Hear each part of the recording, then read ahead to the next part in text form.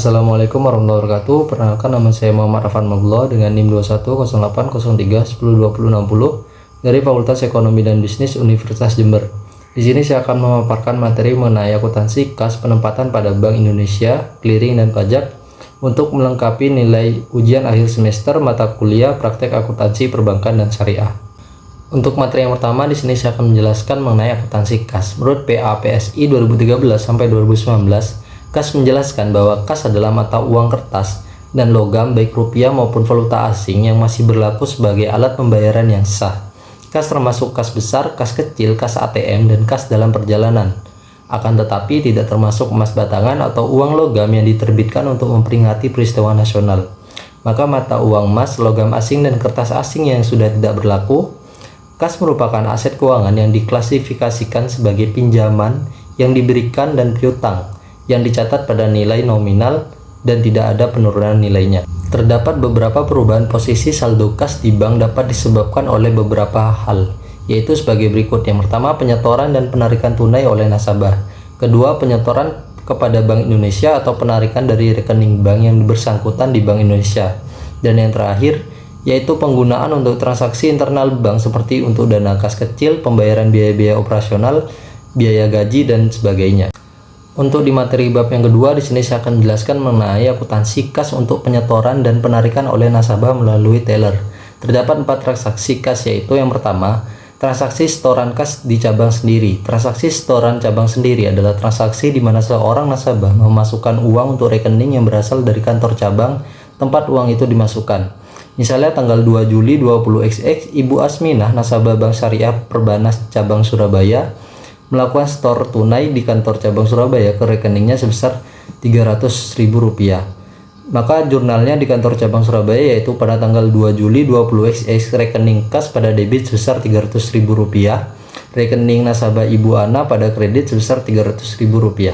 Selanjutnya untuk transaksi yang kedua, yaitu transaksi penarikan kas di cabang sendiri. Transaksi penarikan di cabang sendiri adalah transaksi di mana seorang nasabah menarik uang dari rekening yang berasal dari kantor cabang tempat uang itu ditarik. Misalnya pada tanggal 4 Juli 20XX, Ibu Ana, nasabah BSP cabang Surabaya, melakukan penarikan tunai uangnya di kantor cabang Surabaya sebesar Rp100.000. Maka jurnalnya di kantor cabang Surabaya yaitu pada tanggal 4 Juli 20XX, rekening nasabah Ibu Ana pada debit sebesar Rp100.000, rekening kas pada kredit sebesar Rp100.000. Untuk transaksi yang ketiga, yaitu transaksi setoran kas ke cabang lain. Transaksi setoran cabang lain adalah transaksi di mana seorang nasabah memasukkan uang di suatu kantor cabang untuk rekening yang berasal dari kantor cabang lain pada bank yang sama. Misalnya pada tanggal 7 Juli 20XX, Ibu Ana melakukan setoran tunai di kantor BSP cabang Surabaya ke rekening BSP atas nama Rina di Yogyakarta sebesar Rp150.000. Maka jurnalnya yaitu di kantor cabang tempatnya penyetoran yaitu Surabaya pada tanggal 7 Juli 20XX, rekening kas pada debit besar Rp150.000, RAK cabang Yogyakarta pada kredit besar Rp150.000. Untuk jurnal selanjutnya yaitu jurnal di kantor cabang pemilik rekening yaitu di Yogyakarta pada tanggal 7 Juli 20XX, RAK cabang Surabaya pada debit besar Rp150.000, rekening nasabah Ibu Rina pada kredit sebesar Rp150.000. Untuk transaksi yang terakhir yaitu transaksi penarikan kas di cabang lain. Transaksi penarikan di cabang lain adalah transaksi di mana seorang nasabah menarik uangnya di suatu kantor cabang melalui kantor cabang lain pada bank yang sama. Misalnya tanggal 10 Juli 20XX, Ibu Ana, nasabah BSP Surabaya, melakukan transaksi penarikan di BSP Malang sebesar Rp50.000. Untuk jurnal pertamanya yaitu jurnal di kantor cabang tempat transaksi penarikan yaitu di Malang pada tanggal 10 Juli 20XX, RAK cabang Surabaya pada debit sebesar Rp50.000, rekening kas pada kredit sebesar Rp50.000. Untuk jurnal selanjutnya yaitu jurnal di kantor cabang pemilik rekening yaitu di Surabaya pada tanggal 10 Juli 20XX, rekening nasabah Ibu Ana pada debit sebesar Rp50.000, RAK cabang Malang pada kredit sebesar Rp50.000. Untuk bab selanjutnya di sini saya akan menjelaskan mengenai bab akuntansi kas melalui automatic teller mesin ATM. Transaksi kasnya meliputi sebagai berikut. Yang pertama, pengisian kas ATM. Transaksi pengisian kas ATM merupakan transaksi bank mengisi kas terdapat dalam ATM. Yang kedua yaitu penarikan kas oleh nasabah cabang pemilik ATM.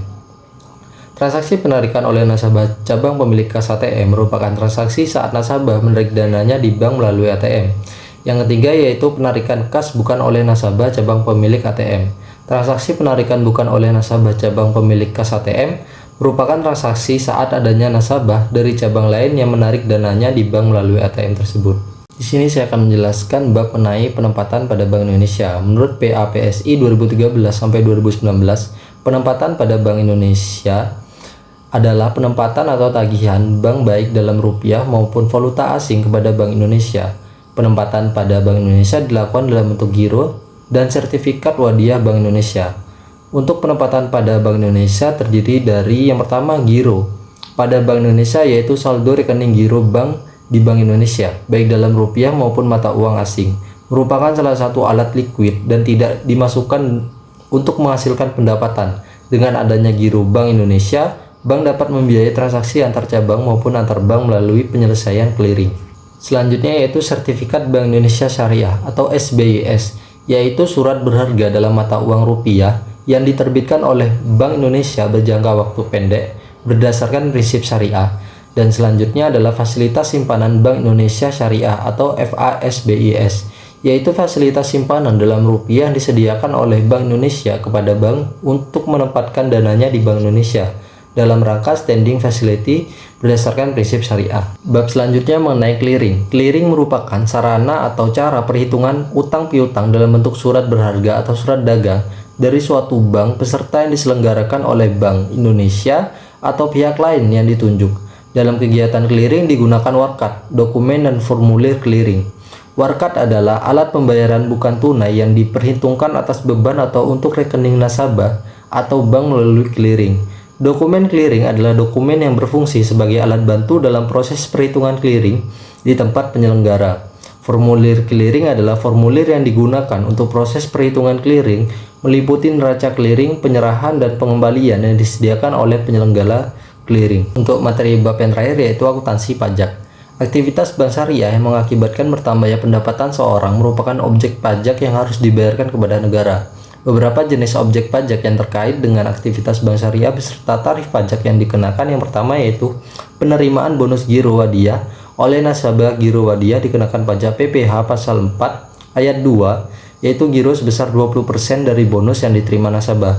Yang kedua yaitu penerimaan bagi hasil oleh nasabah giro mudharabah, tabungan mudharabah, dan deposito mudharabah, dikenakan pajak PPh pasal 4 ayat 2.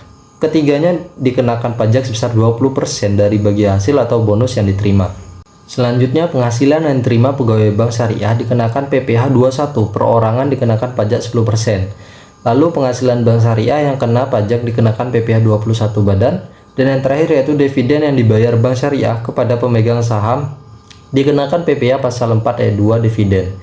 Maka pajak yang dipungut oleh bank disimpan terlebih dahulu dalam rekening titipan kas negara dengan subrekening sesuai dengan jenis pajak yang dipungut. Itulah pemaparan materi dari saya mengenai akuntansi kas penempatan pada Bank Indonesia, clearing, dan pajak. Semoga apa yang saya sampaikan menjadi ilmu yang bermanfaat untuk kalian dan menjadi berkah untuk saya. Selebihnya mohon maaf. Wassalamualaikum warahmatullahi wabarakatuh.